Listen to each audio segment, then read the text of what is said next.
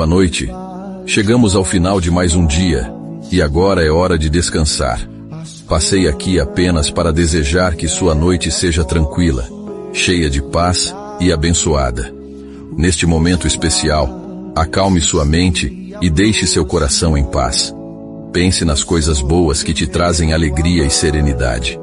Os problemas, deixe-os para amanhã.